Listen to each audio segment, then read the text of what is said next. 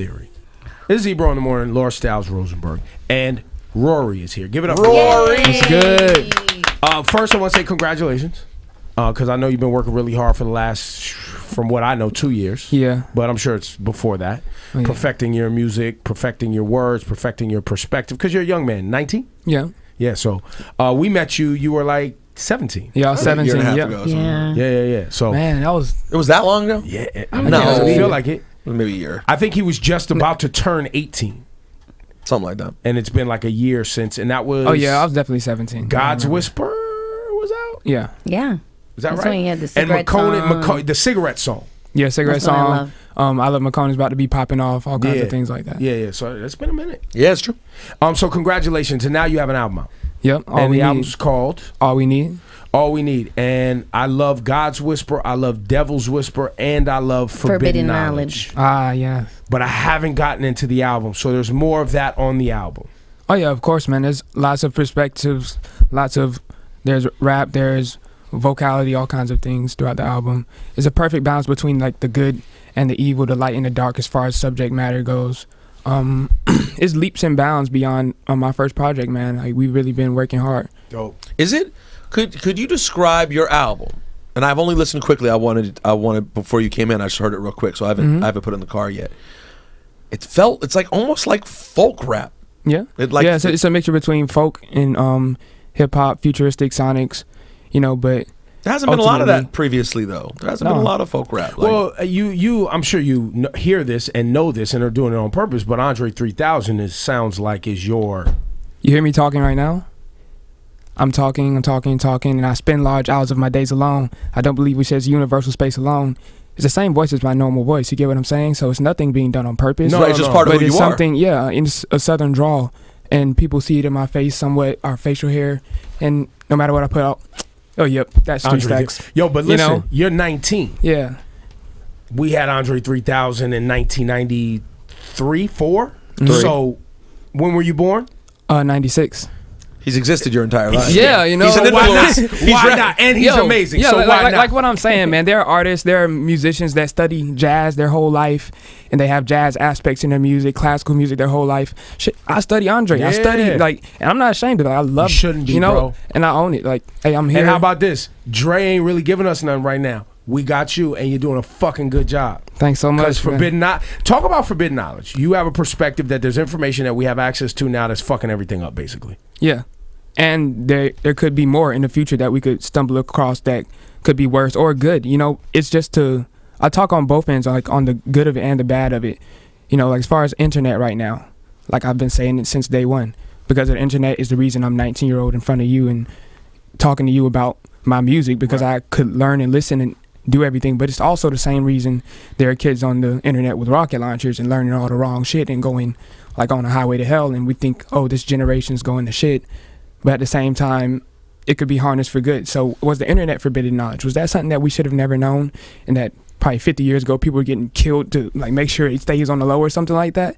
Like, imagine how many things that are out there right now that we don't think is true that is true. Or things that we believe is true that aren't true. Yeah. But really, that song was really just inspired from a really fucked up conversation I was having with a friend about like this 5-ton moving castle, and this guy who in Florida, they tried to figure out what he was doing, but he never figured out what he did, and he died with the secrets. He was like, some things are just forbidden knowledge. And then it just snowballed into all that other stuff that I wrote. It's a very dope record.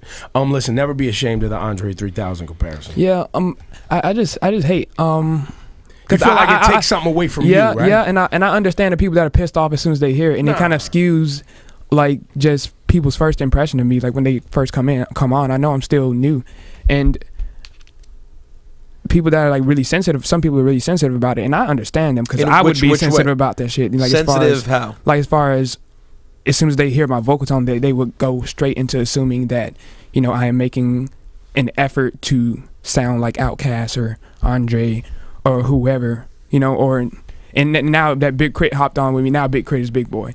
You know, it's just like the stigma. But look, Big Crit got people used to throw that on him too. They Really? would say a lot of, you know, Cadillactica has a very outcast, you know, Aquemanized sound to it. You know, what I mean? You know what the problem is that they aren't equating that stuff to Southern culture. You know, Outkast is Southern culture. Yeah. You know, because they think, you know, in the South it's all trap and it's all this and it's all that. So if somebody comes out, they are not equating us to, you know, if somebody comes out trap, oh yeah, that's the ATL thing, that's from the South, yeah, that's what's up. Yeah, but I come out sounding like this and I'm not from the South, I'm Outkast. But isn't Outkast the South just as much as every little trap element and every little other element? Yeah. So I'm here to remind y'all, like, yo, this is the South. You know, like, Big Crit, I put him on that track because he's a rapper from the South that I really respected and people need to know about. Yeah. So, and for that matter, origins of black people and black music is the South. yeah. No matter how you look at it, you know what I'm saying? Like, no matter how you want to slice and dice it, that was the beginnings of American black, you know, black American music, and music in America was the South. Jazz, all that All type of of it. stuff, man. There's a lyric on one of the tracks on All We Need that I suggest you may like next. If you love Forbidden Knowledge, check out Peace Prevail, and it's about like just my whole story, like coming up in Atlanta when I wanted to fit in, how I tried to fit in and didn't fit in, about how I wonder if one day rap will become a white thing. Imagine that, you know, because I come out, I'm doing what I'm doing, you know, the mixture between the folk and the rock or the whatever, and like I hear people saying that, you know, the music doesn't cater to black people, this is like white people music, whatever, but you know, like what? black people, what? Like, yeah, imagine a conversation, jazz. Jazz, rock, black person invented the guitar, you know, like, so it's like, imagine that conversation taken back then, people like, yeah, rock will always be black, blah, blah, blah, blah, blah. And like, imagine right now, 2070, rap is a white thing. Think about that, you know? Like, that's what's happening right now, though. It's, as far as all the things in the past and all the elements that I have in my music that people still try to contrive as catering only to this one crowd and not this crowd. But really, it's for everybody. Well, you musically went a place I didn't think you were gonna go. Like at first, when I first heard about you, I remember feeling like, is this gonna be like, how do I describe this? Music that's really accessible for white people and not derivative of hip hop, but there's a black face attached to it, so people can feel like they're supporting black music, but it's not. But then as it went on, I realized that's not what it was, right? Yeah. But for some reason, one of the first things I heard, that's what I thought it was going to be. I don't know why. It was at the time what I heard. Instinct, man. You gotta trust your instinct. Yeah, at the time, it felt like you were leaning and it was going to be more of a pop thing. And I guess that probably made me like, I'm not so sure. And now as it's gone on, I've been like, oh, you're really just going to your own weird, folky music place. And I fuck with that. Yeah, just breaking this boundary. And I wanted to break that boundary and release this album to open doors, man, for like all the other artists that are like me and want to speak of things like me and want to make what they want to make. You know, now you know, like here I am, like on Hot 97, like you can do it too. Like there is no limit now, you know, because there are so many people in Atlanta that want to do this, that like want to, you know, be as eclectic and as creative as they want to be. But 9 times out of 10, when you growing up, you on the come up in Atlanta and you're trying to, you know, find your music grind, the first person you're going to run into will probably be somebody who lives in that trap world or in that club world. Strip be like, club, oh yeah, make the strip club. Right? Yeah, I like this. This is dope. You know, Bloom is a good song. You know, but we need something like that you can dance to. You know, we try to make this, and then you know that's why you know everybody just coming out like that. You know, like there are some things that aren't that good because that's not who they truly are. But there's so many of you there too. Like Yeah. in Atlanta, for every trap thing there is, you go to. I was just there for the first time, really in a music sense, for A3C, and for every image we have of Atlanta being one thing, you have a Rory and a Childish Gambino, and I met this kid Datrius when I was down there who's making dope. Like there's a ton of kids who are really dope music, man. Smart, forward-thinking hip hop and hip hop related music. Yeah, all kinds of people, man. Jazz purists, all types of like it's really rich in Atlanta, man. And like I'm just glad to be a part of just like shaking and waking people up about like, yo, like Atlanta has so much to offer. Well, let's keep in mind, Atlanta has been the #1 most influential and important hip-hop market now for over a decade, right? Basically. Yeah. I mean, maybe 15 years. So, like, you're going to get everything from a scene that big. And it was cultivated nicely. Shout out to L.A. Reid, who went down there and was like, listen, I'm going to open up shop here, and we're going to make music out of here with LaFace, and we're going to we're just going to really set up shop here and make this a place where we cultivate music, so that in 5, 10, 15 years, it's a kind of a system has been set up. Now, Roy, let me ask you. Yeah. Do you get radio support in Atlanta? Oh The yeah, radio man. Like, stations? yeah, man. Like they all love me, man. I go down there, man, and like, you know, from Greg Street, he even played Trap Tears. You know what I mean? So like, they're just waiting for like just that one, so that it can play all the time. Right. You know, That's and I dope. feel like Trap Tears, particularly, you know, could possibly be that one. Like, nonetheless, it doesn't matter to me. And regardless if they play things or not, they know it's not anything that I'm in my feelings about that. Right, they show love still. Yeah, they always show love. Yeah, man, and I always show love. I have no problem ever like coming out or just even chatting with them, or like with Headcrack or people down there at V103. You know, it's just good people. You know, especially like with Sean, my manager. He's like really well like. Has really good well known with him. relationships. Yeah, you know. Now your it's all family. your stage show, your performances and things like that. What do you got? I'm sure I've been watching you for a while, right? So you did some shows and then you kind of focused on the music for a while. I haven't really seen a lot of touring. Are you about to now launch? Yeah, we're kicking off the Crystal Express. You know, I posted this on my Instagram. Go to weroar.com if you want to see the tickets and dates for it. But that's the first one. It's going to be kicking off like early November. And go into like late November, and after that we're gonna have some more things that we're just keeping under the wraps. Dope. But yeah, man, we plan on hitting the road. And then the giving these festival shows, thing man. next year is probably gonna be insane for you. Oh right? yeah. Are you playing the guitar on stage? What's happening on stage? Yeah, I play guitar on stage, man. Sometimes I just like turn into Mick Jagger on stage. Sometimes I'm just telling you stories in between the songs, connecting all the songs together, not just, you know, giving you a performance of music, but giving you an actual play and an actual world to step into when you know, sitting in front of that stage. So yeah, like, it's gonna be more than just a live show. His live show is tight. I saw him at Webster Hall last time he was here. Dope. It was pretty Oh, tight. man, that was so Yeah, it was that's like my super, baby pictures, man. That's like Yeah, baby pictures I know. now. People bring up Webster Hall, and I was like, Yeah, oh, man, but you really had the crowd. You gotta Hey, come to the next I show. wanted to ask you, when you were a guest on the Late Show, you decided to wear that jersey with Trump's name crossed on it. What happened behind the scenes? Wait, did you ever run into him? No, he moved like a president would, like, well, to want to be president would move. He was nowhere to be seen. First off, Had but mass the dope security. thing, yeah. But the dope thing about it is that when we had when I put the shirt on, like, I just had a jacket on the whole time. Like CBS, Colbert, they had no idea what was about to happen until I got up there, and then and there was a big freak out. Like the lady was like, take him down, take it off, tell him to take your shirt off. They're trying to And pull then, you off? Yeah, they almost censored it. They almost censored the back of my shirt. That And what would have exactly Trump's did it name. say? on It your was It shirt? said Trump's- Trump X. It That was just, just it. my protest. And they wanted to It was my censor that. protest. Yeah.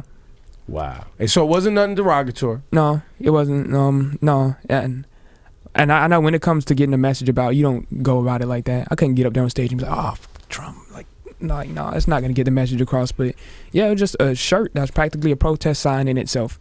Just like probably the hundreds of people outside protesting, right? Like, about him even being. And I think there was a headline that said, or a quote from you, I don't know if it's true or not, where you had hope that you ran into him and hope that he was there to see it. Is that true or not?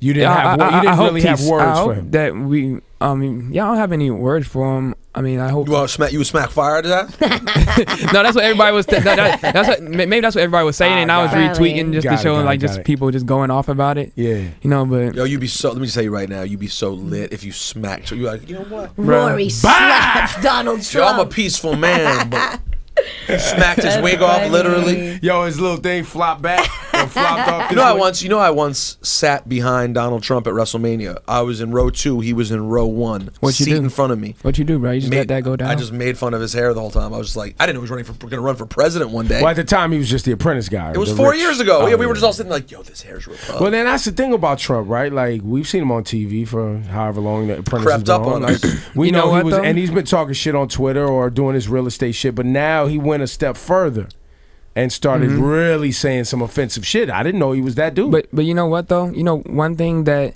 I've learned from just studying him and watching like what he does and how he does it, because I've actually learned from the man, is that, you know, you can have the cure to cancer. Is what one thing he said, like during the Republican debate that I watched. He said you can have the cure to cancer, but if you don't get ratings, then the world would never know. And that really hit home for me, like as far as even thinking about my album or just thinking about how I'm an artist with a message and things like that. And like, if you don't get ratings, if you don't have that aspect of Donald Trump or Charlemagne that just like brings in ratings, like you won't be seen. Yep. And then I thought about that and I was like, well, and we're performing on the same night. And that's what really inspired like that idea, you know, just to step out there and be bold, you know, like as far as how I would do things and just garner attention and things like that. Are you okay with the clowns in the circus? Because that's really what it is, right? Because I know here's the thing, you have to harness them, because no matter what, there will always be clowns in the circus, regardless if I'm okay with it or not. Like how I feel about it doesn't matter, but it's about what I do about clowns being in a circus, and I will use them to my advantage. Right. That's profound. You're a smart young man. Only 18? 19. 19. It's taking. I'm 36. I'm barely figuring this shit out right now. It's all good. I'm gonna get there, man. I'm gonna get there. Does will Rory ever be like an Andre 3000 where you just stop making music? Do you ever see that for yourself? Where you've said everything you needed to say, made everything you, because I see that in you, where you're set out on a mission and you have something you want to say, music you want to make. I think I don't see that happening, but I can't make any promises. You know, like I'm 19. Like I have just so much time before I turn 30. What am I going to turn my attention to? You know, like I feel like I don't feel like I'm just solely an artist and a creator of music and nothing more. You know, I honestly, like my number one dream, like outside of like what I'm doing right now, is possibly like to like invent something. You know, I think that would be like really dope. Like I'm just a person with an undying will to like try to make something that like changes the world forever, be it an album or an invention or whatever. Did you did you hear that? Yeah, an undying need to do something that would change the world. Did you hear the quiet after that? What was the quiet? It was just you guys thinking, me thinking, us being like, wow, that was tight. I was actually waiting for my next question, but no, it was very, I believe it. Well, I was actually thinking about things I've heard about. Tight. I was thinking about things I've heard about you for a long time, which I know that you're like incredibly passionate, and you were very hungry to get on. And you didn't you once like perform in the parking lot of a Gambino show or something like that? Oh yeah, no. Early on, man, when Justice and Love Renaissance, man, was still working at like Nordstrom and stuff, and we just like going check to check. We had the project ready.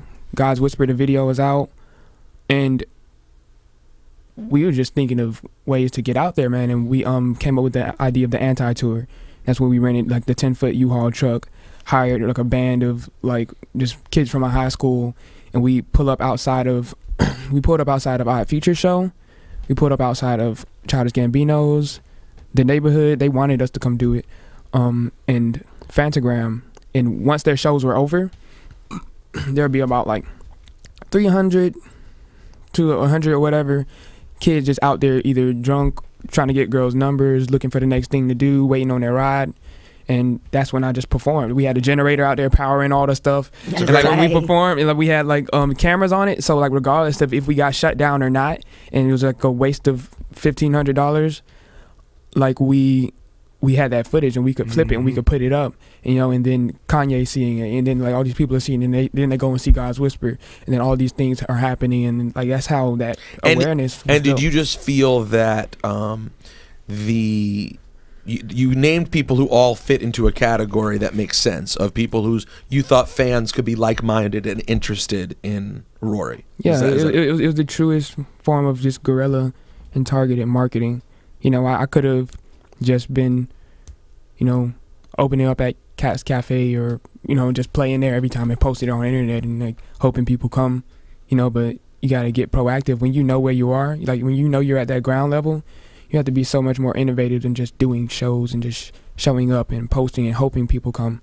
You know, it has to be something, you know, and regardless of if it's something that people may see as morally correct or not, it's like. Well, I don't think. Why would someone think? Oh, they think like it's cheap or something? No, I think it's smart. No, but one thing that I've learned since I've become an artist and like just see like what just like the mass mind thinks, and they'll always find out something wrong with everything.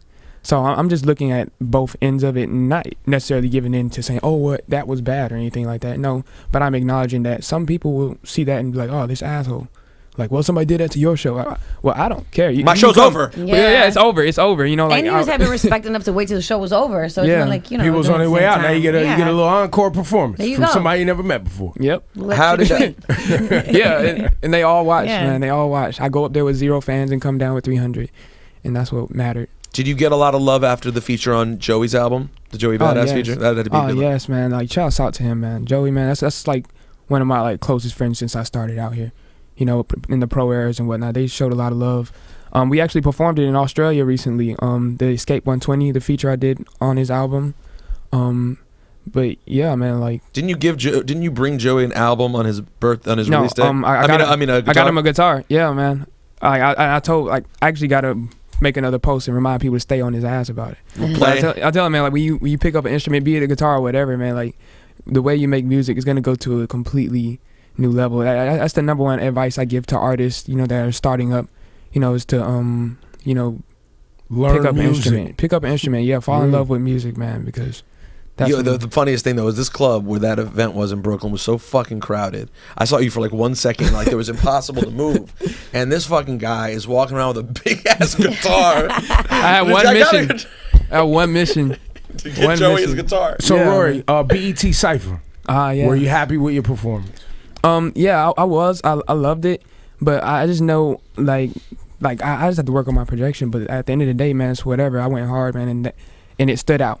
You know, it stood out. It was like completely opposite, like, or different, juxtaposed to what everybody in that cypher was talking about.